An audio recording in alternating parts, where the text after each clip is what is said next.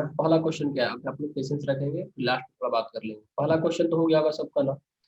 क्या करा है कि A and B are two sets, तो ये तो ए इंटरसेक्शन बी क्या दे रखा है आपका, नल सेट दे रखा है। ओके, तो ए क्रॉस बी क्या हो सकता है, can you tell me anyone, A cross B बताया था कि ये नल सेट हो भी सकता है और नहीं भी हो सकता है। ऑलराइट, तो करेक्ट ऑप्शन क्या होगा, मे और may not be a null set. इसको प्रूव करने की आवश्यकता है क्या, देखो नल सेट, नो सर। मान लो एक नल सेट ले नो लिया सर। और ये हमने ऐसे 1 2 कर दिया, तो यहाँ पर तो श्योरली ए क्रॉस बी क्या होगा, आपका नल सेट आएगा। नल लेकिन सेट। मान लो मैंने दोनों को डिसजॉइंट सेट ले लिया, ये 1 2 और ये कहा आपका मैंने 3 4, तो डिसजॉइंट सेट ले लिया तब भी ए इंटरसेक्शन बी क्या होगा, नल सेट ही होगा। लेकिन यहाँ तो ए क्रॉस बी नल सेट नहीं आएगा ना, यहाँ तो पेयरिंग हो जाएगा जी सर। 1 2 1 4 ऐसे करके। तो इजी क्वेश्चन था इसमें, तो मतलब सारे क्वेश्चन एक एक मिनट से कम टाइम लगते हैं। दूसरा देखो, मैं थोड़ा स्क्रीन रोटेट कर लेता हूँ। दूसरा क्वेश्चन क्या कर रहा है कि set A has M element and set B has N element, यही कर रहा है ना।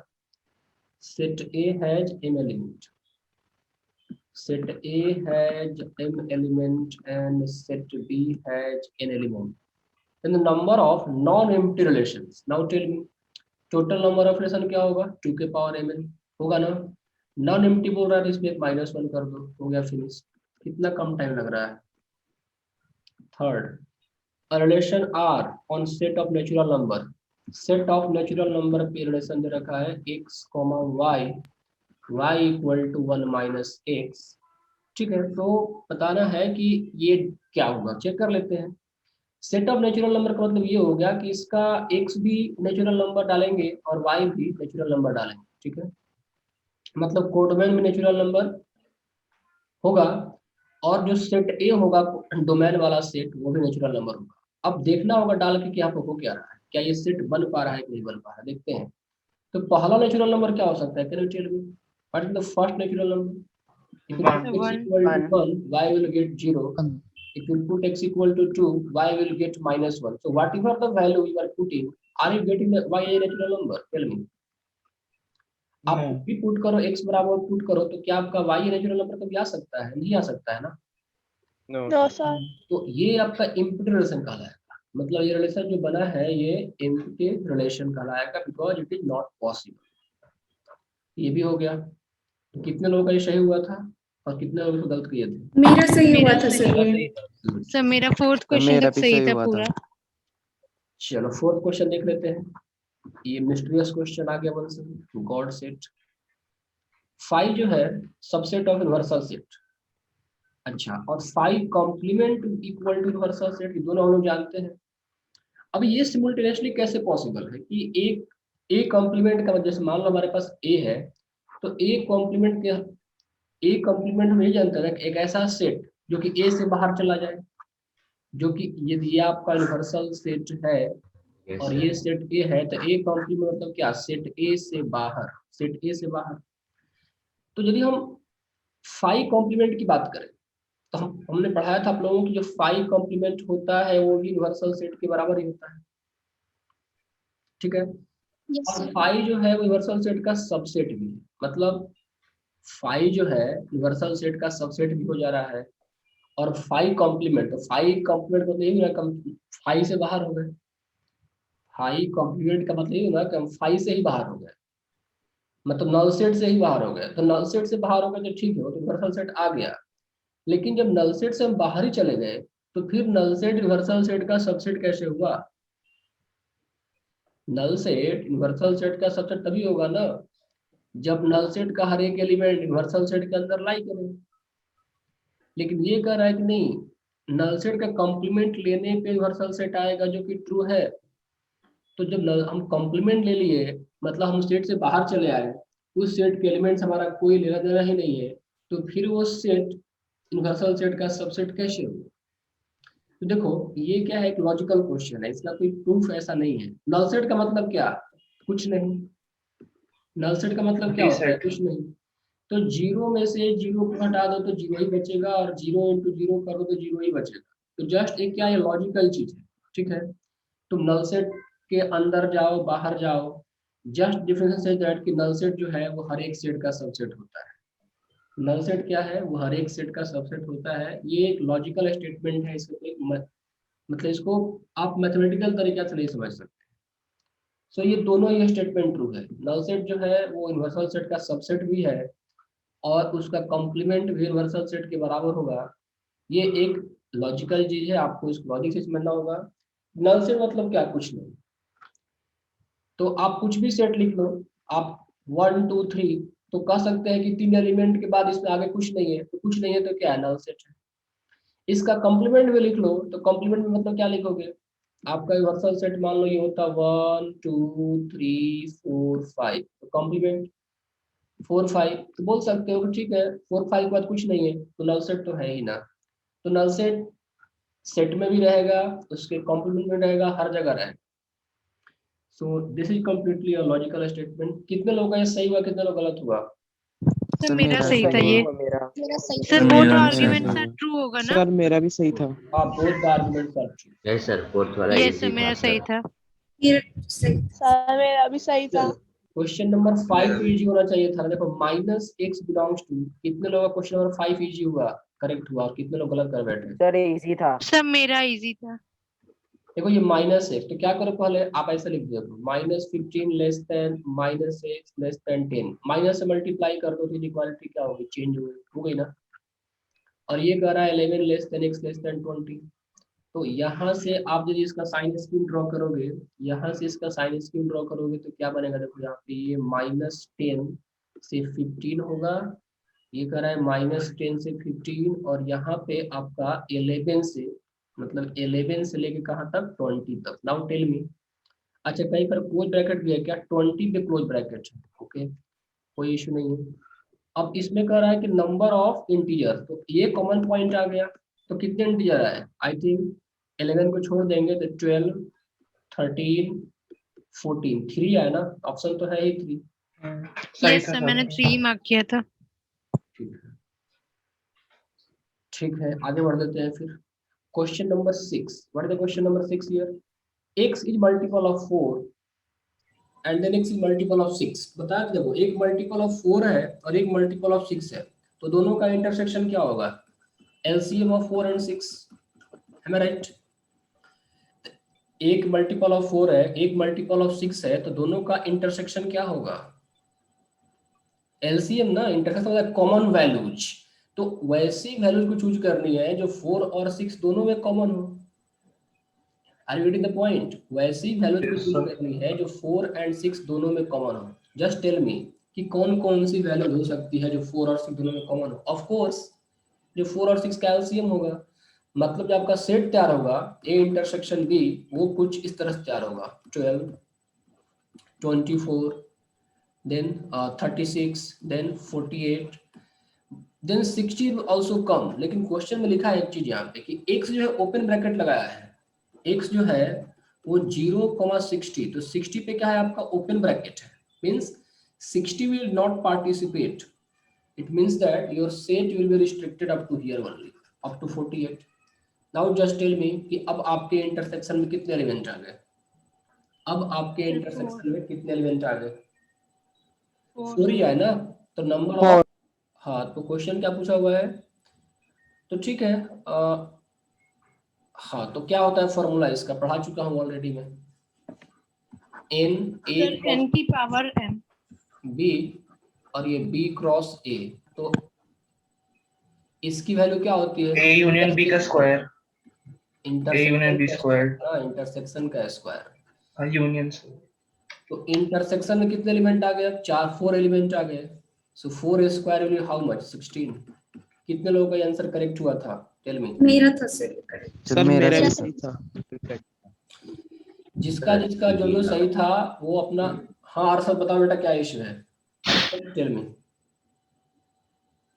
Arshad, please speak now. 8 sir question number 6 रह गया। 6 तो कर दिया मैं। अच्छा ये नहीं सर, ये क्वेश्चन नंबर 7 था। देख लिया, रुको एक मिनट। a माइनस b, तो a इंटरसेक्शन b बन जाएगा। What is the problem in that? देखो सर ने कंफर्म करने के लिए पूछा था आंसर। ये a है और ये बी है, ठीक है। तो ये जो पूरी वाली लाइन है, ये जो पूरी लाइन है, ये पूरी लाइन क्या है आपकी, ए है। This whole line is what, A. और ए माइनस बी कौन सा होगा, कितना बार पढ़ा चुका हूं मैं कि ये रीजन कहलाएगा आपका ए माइनस बी। एम आई राइट। अभी सर्कल ए में से आप पूरे के पूरे ए में से ए माइनस बी को हटा दो तो आपको एक कॉमन पोर्शन दिख रहा है, दिख रहा है कॉमन पोर्शन, नहीं बताओ। This is the only portion available ना, so it will be sir equal A intersection B. Intersection में। कितने लोग गलत हुआ ये और कितने लोग सही करके आए? मेरा सही सर, था। सर मेरा सर सही मेरा था। सही था। मेरा सही था। ठीक है, जिनका जिनका लग रहा है सही था वो अपना नोट करते जाएं, क्योंकि जिनका टेस्ट टर्मिनेट हो गया या किसी कारण से उनका मैं फिर से कंसीडर कुछ कर सकता हूं, बट वो नोट करते जाएं कि मेरा सही था गलत था, बट विथ ऑनेस्टी। ये नहीं कि कुछ भी सर सही था, ऐसा भी नहीं। Now let's come the point 8। It R be relation from set A to set B, सबको पता है डेफिनेशन। आर जो है वो set A to set B से। Now consider the statements for if every element of set A has one and only one value in set B, then R will be a function। क्या ये सही है? क्या ये सही है? देखो सेट का डेफिनेशन यही है ना, ये A होना Yes, sir. चाहिए और ये सेट B होना चाहिए। तो A में x1 है, x2 है, x3 है और यहाँ पे y1, y2, y3। तो सेट का डेफिनेशन क्या था कि A का हर एक एलिमेंट का यहाँ पे सिंगल इमेज बनना चाहिए। और हर एक ये पहला स्टेटमेंट भी काफी है। पहला स्टेटमेंट क्या कर रहा है कि every element of set A, every लगा दिया मतलब अब सेट ए का कोई एलिमेंट खाली भी नहीं होना चाहिए और हर एक एलिमेंट का सेट बी में सिंगल वैल्यू मिलना चाहिए। दूसरा कह रहा है कि if R is a function from set A to set B then there should not be any element in set A which has no value in set B. ये भी सही है, सेट ए का कोई एलिमेंट खाली नहीं होना चाहिए। सेट ए में ऐसा इस तरह का नहीं होना चाहिए जैसे x1 हो गया, ये x2 हो गया, x3 हो गया और फंक्शन मैंने a से b बनाया, तो ऐसा नहीं होना चाहिए कि इसका वैल्यू मिला, इसका वैल्यू मिला और इसका वैल्यू नहीं मिला। ठीक है, दूसरा विषय ये। लेकिन क्या हम ये कह सकते हैं कि दूसरा स्टेटमेंट है वो ऑलरेडी पहले में इंक्लूडेड है? क्या ये बोल सकते हैं? Just tell me. Yes sir. क्योंकि पहले वाले में एवरी लगा दिया है, तो एवरी लगा दिया तो ये चीज तो ऑलरेडी इंक्लूड हो गया ना, क्योंकि कोई एलिमेंट खाली नहीं बचेगा। यदि एवरी बोल दिया तो कोई एलिमेंट खाली बचेगा ही नहीं। तो ऑप्शंस क्या क्या थे? बोथ आर ट्रू, ठीक है, बोथ ट्रू है, मोस्ट अप्रोप्रिएट ऑप्शन चूज करना है। Both are true but statement 2 is necessary and sufficient. Both are true but statement 1 is necessary and sufficient. None of this. क्या क्या इसका आंसर होगा? Just tell me. Sir option C. C सही होगा। Sir option C. Sir मैंने sir, तो option option C। A लिया था, ऑप्शन ए। सी सही होगा। मैंने भी सर ऑप्शन दोनों ट्रू है बट पहला वाला ही काफी है, क्योंकि दूसरा वाला क्या ऑलरेडी पहले वाले का पार्ट हो गया। पहले वाले में एवरी लगा है ना, तो बात वही हो जाती है कि हर एक एलिमेंट का तो इमेज बनना ही चाहिए सेट बी में। तो सी वाला सही है। कितने लोग सही हुआ, कितने लोग गलत हुआ? सर मेरा सही था। सर मेरा गलत हो गया सर। सर लेकिन सर सर, मैं सेकंड wrong हो वाली गया। हाँ बताओ बताओ। सर सेकंड वाली जो स्टेटमेंट है सर, उसमें उन्होंने बोला है कि which has no value. Sir एक set A which has no value in set B. Sir वहाँ ऐसा कोई भी एक भी एलिमेंट नहीं होना चाहिए। बट सर फर्स्ट स्टेटमेंट में बोला है set A has one and only value. Sir मतलब कि स्टेटमेंट 2 में सर एक और इन्फॉर्मेशन भी तो ऐड की है कि स्टेटमेंट ए में कुछ भी खाली नहीं होना चाहिए। सर सेट ए में कुछ भी खाली नहीं होना चाहिए। और सर सेट ए में और सर पहली स्टेटमेंट में सर ऐसा इन्फॉर्मेशन नहीं दी है। क्यों नहीं दिया? देखो एवरी एलिमेंट लिखा है ना, पहला एलिमेंट एवरी एलिमेंट। इसका मतलब क्या हुआ कि सेट ए में जितना एलिमेंट रहेगा सबके बारे में बात कर रहा है। एवरी एलिमेंट ऑफ सेट ए।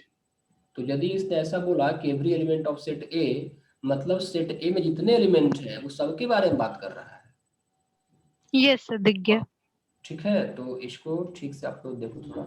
चलो आगे बढ़ते हैं। हाँ बोलो, क्या और कोई इश्यू है क्या? Let A and B are two sets then the statement exactly one of the two sets. तो ये पढ़ा था हमने ना कि ये जो वेन डायग्राम बनता है तो आइदर Systematic difference। और कंप्लीटली भी, यही तो रिप्रेजेंट करता है exactly one of the two sets. तो ये सिमेट्रिक डिफरेंस कहलाता है और इसका करेक्ट आंसर क्या होता है? ए यूनियन बी में से इंटरसेक्शन वाले पार्ट को हटा देते हैं। क्या ये सबने सही किया था कि किसी ने छोड़ भी दिया था इसको? यस सर नहीं सही सर। है सही है सही है सर। 10 देख लेते हैं फिर क्या है। 1/x+2 minus 1/x³ + 8 greater than equal to 0। इसको सबने सही किया था, किसी का छूट भी गया था? ये क्या ट्रिक अडॉप्ट किया था? इसको सॉल्व करने के लिए क्या ट्रिक अडॉप्ट किया था? Just tell me. पहले एलसीएम किया था sir.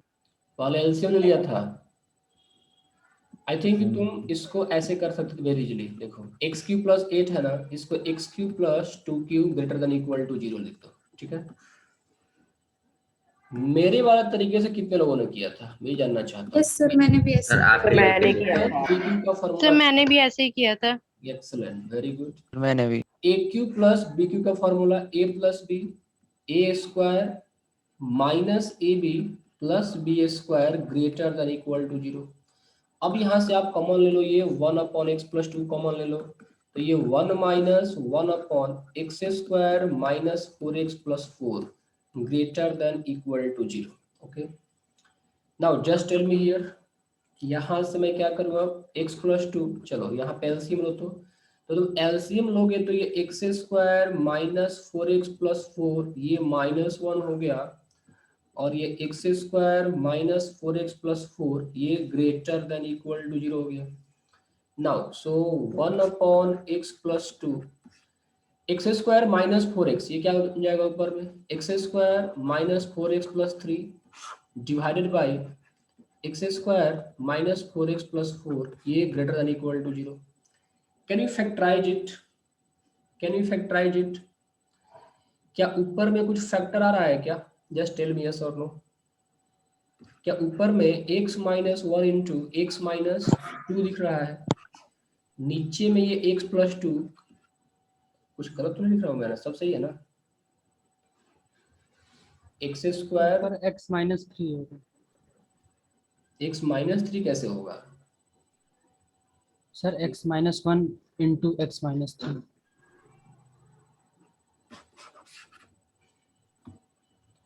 x - 1 ×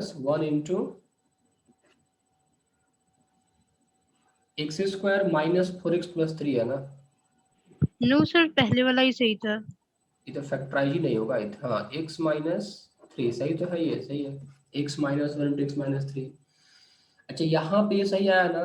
a² I think ये 2 भी आएगा, सॉरी ये 2x आएगा, मैं राइट? x² a² - ab होता है ना, यस सर। तो यहाँ पर ये आपका -2x आएगा। यस सर, फैक्टराइज नहीं होगा। रुको थोड़ा सा गड़बड़ हो गया, -2x आएगा, तो ये भी यहाँ पे एलसीएम क्या होगा? -2x, तो ये आपका चला आया, ये -2x + 3 चला आया। तो अब फैक्टर अलग बन जाएंगे इसके। Can you tell me factor क्या होंगे इसके? अब सर फैक्टर तो 4x से भी बन जाएंगे। अरे बन जाएंगे, लेकिन आ तो नहीं रहा हो ना। फैक्टर लाने के लिए कुछ भी कर देगा।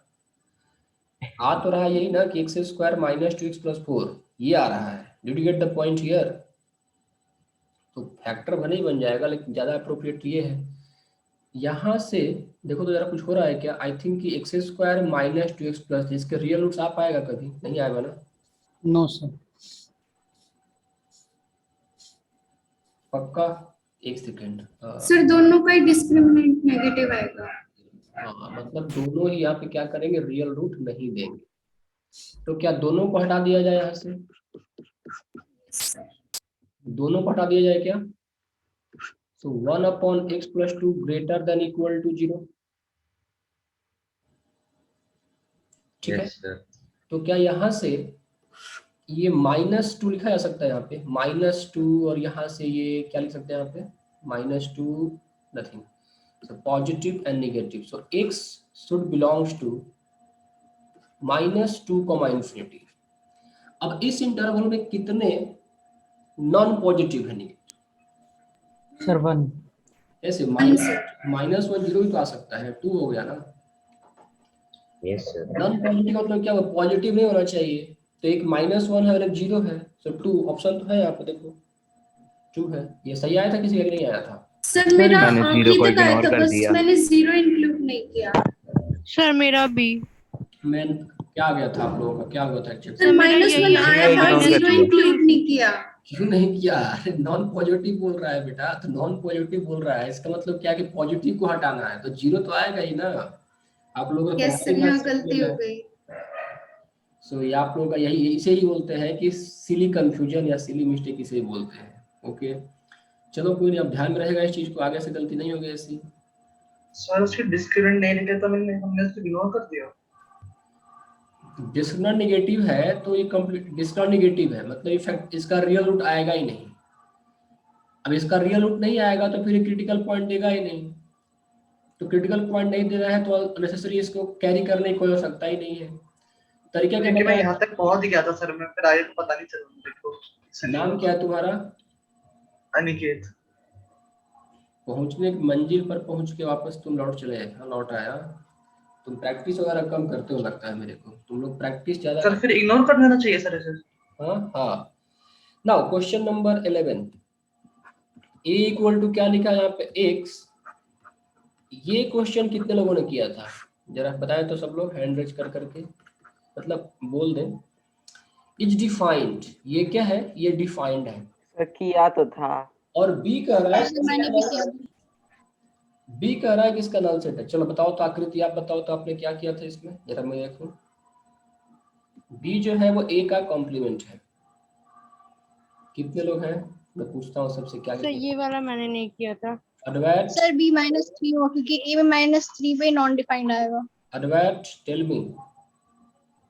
नहीं कर पाए। सर मेरा रॉन्ग आया था ये।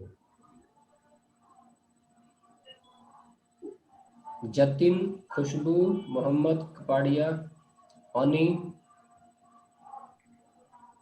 so no one is willing to tell। सर b -3 होगा। देखो b minus exactly yes A है। इसको किसका आंसर सही आया था? सर मेरा गलत सर आया था। आंसर नहीं पता। आंसर तो गलत सर 2 होगा ना सर इसका sir?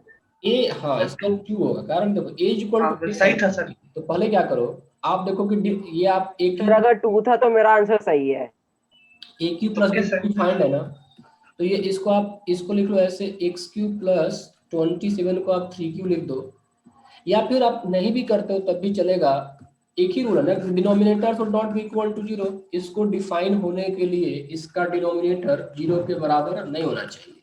Okay x not equal to -3, तो क्या हम सेट ए में बोल सकते हैं कि सेट ए में जो x की वैल्यू है वो entire real number except -3। Okay मतलब सेट ए जो है पूरा यूनिवर्सल सेट को ले रहा है लेकिन -3 को छोड़ के, तो उसका कॉम्प्लीमेंट किसको लेगा? जस्ट टेल मी। ए ने सब -3। ए ने -3 को छोड़ा है तो कॉम्प्लीमेंट क्या करेगा? -3 को ले लेगा। यही तो आपको बी है, तो बी में कितने एलिमेंट आ गए? एक एलिमेंट आ गए। So number of element in power set of B क्या हो जाएगा? 2 के पावर 1, तो 2 ऐसा ऑप्शन था ना। Yes sir. सर मेरा -3 तक आ गया था सर, वो मैंने p वाला देखा ही नहीं, नीचे pb करके भी था। कोई नहीं आकृति, आप हो सकता है ऐसा होता है, but you need to practice again and again, then things will improve। Question number 12, which of the following is correct? Just tell me। क्या a एक सेट अपने आप में सबसेट हो सकता है, बट एक सेट अपने आप का प्रॉपर सबसेट नहीं हो सकता है। Mark this. ओके तो ये वाला गलत है, मतलब ऑप्शन बी गलत है, बाकी सब सही है। सबका हो गया था ये? यस ये हो गया था। यस सर ये तो आसान था। which of the following is correct? देखो x belongs to a, b, तो इसको हम क्या लेंगे? एज ए इंटरवल ट्रीट करेंगे। क्या लिखेंगे? ऐसे इंटरवल ट्रीट करेंगे। और यहाँ पे क्या लिखा है? x equal to A B, तो यहाँ पर ए बी क्या हो गया आपका? ऑर्डर्ड पेयर हो गया। यहाँ पर क्या हो गया? Ordered pair. तो इंटरवल जो होता है वो इनफाइनाइट टाइप का सेट ही तो होता है, और ऑर्डर्ड पेयर में 2 एलिमेंट आते हैं। तो क्या ये पहला स्टेटमेंट करेक्ट हुआ? क्या पहला स्टेटमेंट करेक्ट हुआ? No sir. ठीक है। an interval or real number is not a set। an interval on a real number, actually an interval on a real number, क्या ये स्टेटमेंट सही है गलत है? इंटरवल्स होते हैं ना वो सारे के सारे सेट ही होते हैं, इनफाइनाइट सेट होते हैं, क्योंकि इसमें इनफाइनाइट नंबर ऑफ एलिमेंट्स आते हैं। Okay An interval on real number is set containing infinite element. क्या ये C सही है?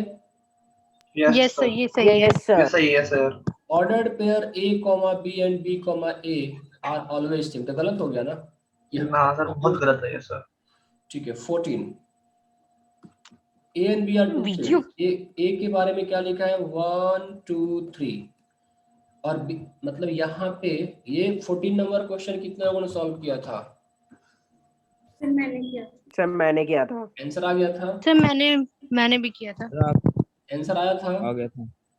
यस सर आ गया था। क्या आंसर आया था? सर 64। 64 तो गलत लग रहा है मेरे को। सर 4 आया मेरा। 1 2 3 है और बी में क्या है? 4 A B C 4 D. Okay. I think correct answer is 24. Let's check here. देखो यस सर मेरा 24। यस सर मेरा भी 24 आया था। किसका किसका आया था? मेरा सर मेरा भी 24 आया था। नाम तो बताओ। हैंड रेज कर माधव। दूंगा। देखो A1 है दरसील का आया था 3 पार्टिसिपेंट आकृति और माधव 1 2 3। चलो ठीक है वेरी गुड। कैसे करेंगे? फंक्शन बनाना है ना, तो कह रहा है कि total number of function from A to B। Logical question है ये, ठीक है। Such that different element of set A के डिफरेंट एलिमेंट का सेट B में डिफरेंट इमेज बनना चाहिए।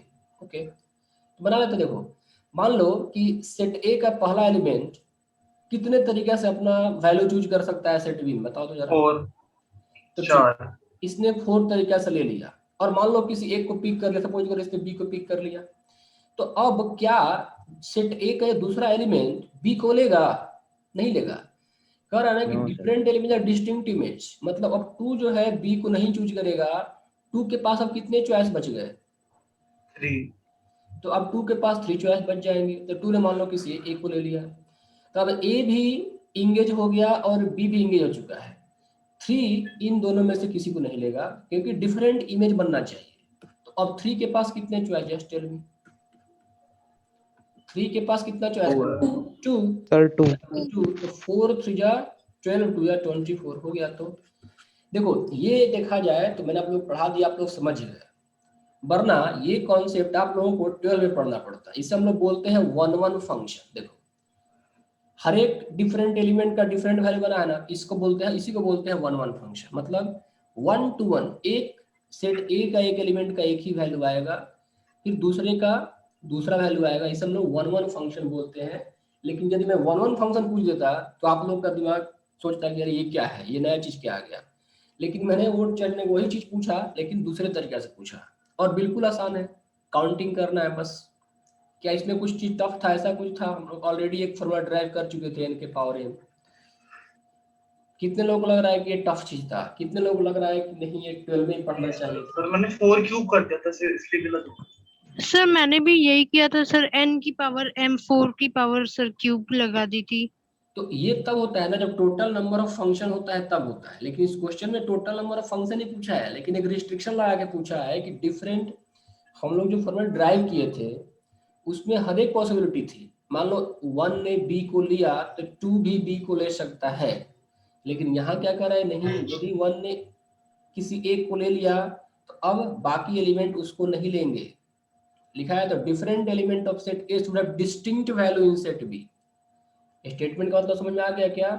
कि A का भी A 1 2 3 तीनों का डिफरेंट डिफरेंट वैल्यू होने चाहिए। Now come to the last 15th में क्या है last? Which of the following is not true? क्या ये ट्रू है? पहला वाला ट्रू है क्या? A cross B not equal to B cross A in general, ये तो ट्रू है ही। Yes number of element in A cross B equal to number of element in B cross, ये भी ट्रू है। यस और relation R Yes, from sir. Set A to set B, set A से set B में यदि बनाना है तो R किसका सबसेट होगा? A क्रॉस B का ही तो सबसेट होगा। यस सर लास्ट वाला सही है। भी सही है। यदि A यूनियन B ई गलत है। नल गलत है सेट सर, होगा B गलत है। तो A क्रॉस B हमेशा क्या होना चाहिए? पढ़ाया था सब कुछ। Null set yes sir, null set null set Null होना होना चाहिए, चाहिए, इसमें सही क्या लिखा है? मत मे बोलिए। और may not be null set हो गया, ठीक है। ये था आपका यस सर। क्वेश्चन 15 तक यहाँ पर हो गया, ठीक है। Next question number 16। चलो इंटर करते हैं फिजिक्स के सेक्शन में, टाइम हमारे पास अभी है। 16 में क्या लिखा है? The ratio of dimension of Planck constant and that of moment of inertia. Tell me. Sir ये तो बहुत इजी था sir. Moment of frequency. Inertia आप लोगों ने पढ़ा है क्या? Frequency. Sigma square Frequency. Formula होता है, पढ़ा है आप लोगों ने? तो एमआर मतलब क्या होता है? यदि आप इसका डायमेंशन लिखोगे मोमेंट ऑफ इनर्शिया का, तो ये आपका मास, एम क्या होता है? Tell me. पढ़ी M. Sir mass. Sir mass तो मास का क्या लिखते हैं हम लोग? एम इनवर्स ना। L square. और आर का क्या लिखेंगे? लेंथ स्क्वायर लिखेंगे। Sorry L square, yes. Physics की तरह था सर वो।